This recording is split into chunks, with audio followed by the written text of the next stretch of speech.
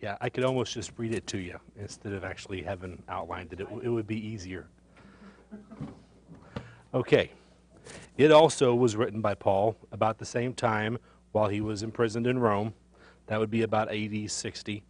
And its recipient was a man named Philemon.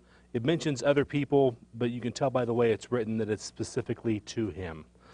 And it's an attempt, the why is it's an attempt to get Philemon to accept his escaped slave back without having him put to death. Onesimus had escaped, possibly stolen some stuff, but then while he was gone, he met Paul, wound up going to Paul's house, got converted, and so Paul was trying to send him back home without it costing him his life. In the greeting, there's only one chapter, by the way, so everything's just verses. Verse 1 through 3, Paul refers to himself again as a prisoner of Jesus, and Timothy is included in the greeting as one who sent the letter, by the way. And his greeting is to the whole church in Colossus and to Philemon and Apphia, and who's probably Philemon's wife, and Archippus. But you can tell, like I say, by the way he talks, it's all just to the one man. And then he goes into his plea for Onesimus. Paul tells him, I could order you to take Onesimus back, but, and he calls Onesimus here his own son, and calls him like my own heart, my own son, things like that. And he makes a joke about Onesimus. His name evidently means useful. And he says something about formerly he was useless to you, but now he has come back useful both to you and me. And Paul points out how much he loves Onesimus and offers to pay back anything that Onesimus might owe to Philemon. And then he has a final request, is that Philemon might prepare a guest room for Paul because he hopes to be released soon.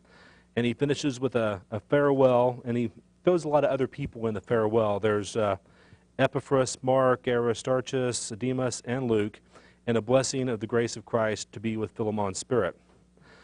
Key verses to remember. Number 6, verse 6, I pray that you might be active in sharing your faith, so that you will have a full understanding of every good thing we have in Christ. And number 16, no longer as a slave, but better than a slave, as a dear brother. He is very dear to me, but even dearer to you, both as a man and as a brother in the Lord. And then in 18, if he has done you any wrong or owes you anything, charge it to me.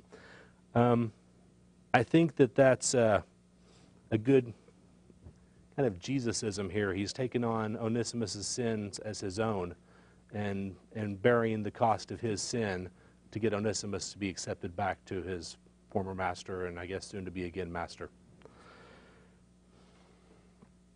And all I really have for an addenda is just the thing about Onesimus meaning useful, and that's why there's the useless, useful joke or pun in verse 11.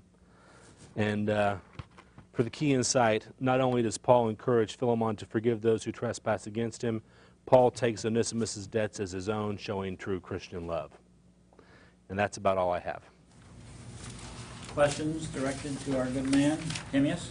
I had a Catholic professor once who said that in verse 19, not to mention that you owe me your very self. I guess since he was Catholic and he believed in salvation by works, he said that this means that since Paul is commanding him to release Onesimus, then Onesimus' owner isn't committing this sin of owning a slave, and therefore he's getting his salvation. Did you find anything about that? Nope. Okay. Because I think it would be more like Paul told him about Jesus. That's kind of what I took it as, just that, you got salvation.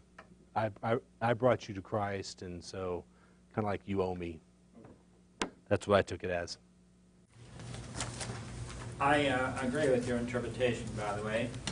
I don't think the New Testament says anywhere that slavery is a sin. It has a lot to say about the relationship between slaves and masters.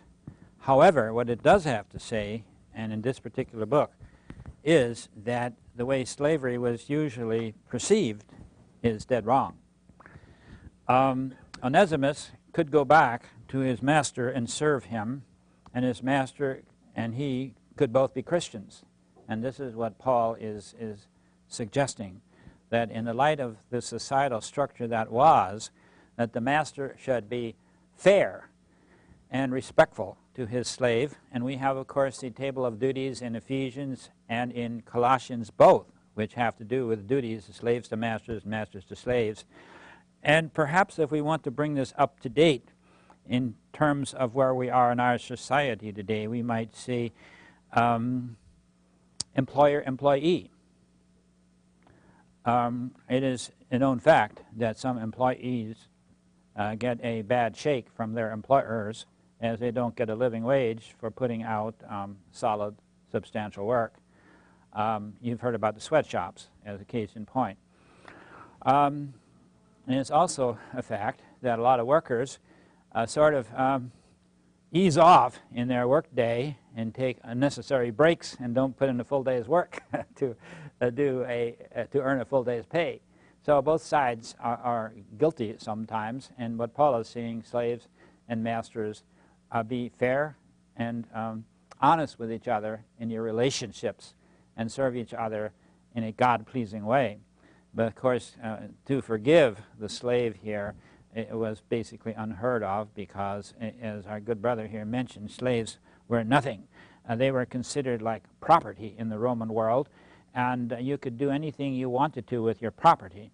If your property made you unhappy, you could get rid of it. You could even kill it, because a slave was not a person. A slave was a thing. And sadly, in our early American history, there was some of that mentality as well, as slaves were brought overseas and treated subhumanly, and there are many instances where slaves were treated very well. So, I think that our society has come to the point of seeing that the slavery business rarely ever works, but it could work, depending on how the relationship is perceived.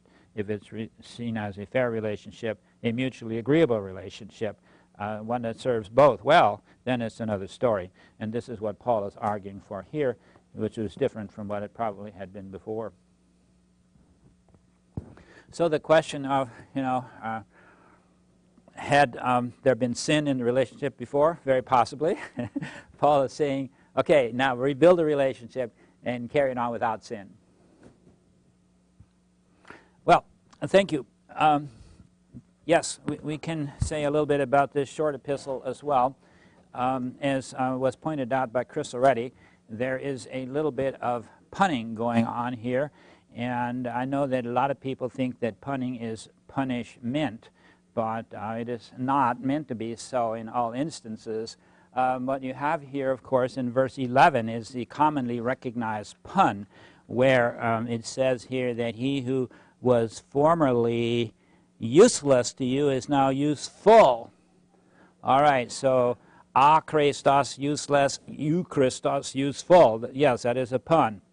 But the real pun, my friends, I think is in the name Onesimus, which most interpreters do not catch. What they do catch is that Onesimus means useful, and a Christos means useless, and Euchristos means to good use. But the real pun is in verse 10 and 20, where the man's name is virtually repeated in the verb form here.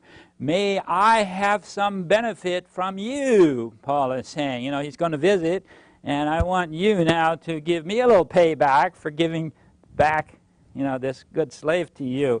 May I have some advantage. May you be useful for me, Philemon, as I've been useful for you. So that's the real pun here, which only a few interpreters and commentaries catch.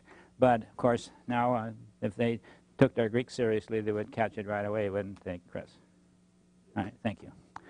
I really appreciate what Horber does in his introductory notes. I know you touched on that, but I'd like to put it on the board for you because this is so well stated. You have a case of a relationship. Now, this ink isn't too good here. Let's try another one. A relationship between sinner, advocate,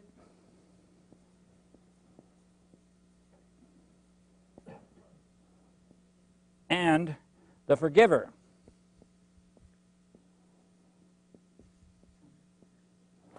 And the sinner is Onesimus.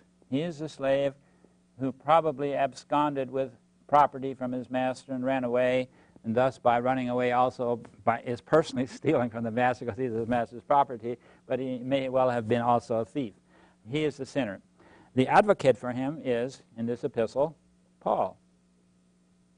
And the forgiver should be and would be Philemon, the slave owner. Now, what Horber gives us in his notes is beautiful because he says that this is a picture of ourselves. We are sinners before God, but our advocate is Jesus, who stands up for us in the presence of God, and of course the one who forgives us is God. So it's a beautiful picture of what happens in the matter of sin and grace. Philemon illustrates it so beautifully.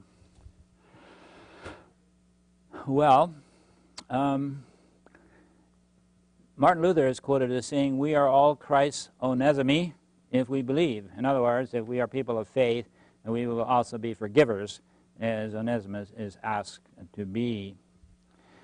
Well, I think that's kind of the high point of what this book is about. It's very short, and my study guide notes suggest that you might think of the parable of the unmerciful servant that the Gospel of Matthew develops in this light. You know, we've been forgiven so much, can't we forgive just a little bit that we owe our brother?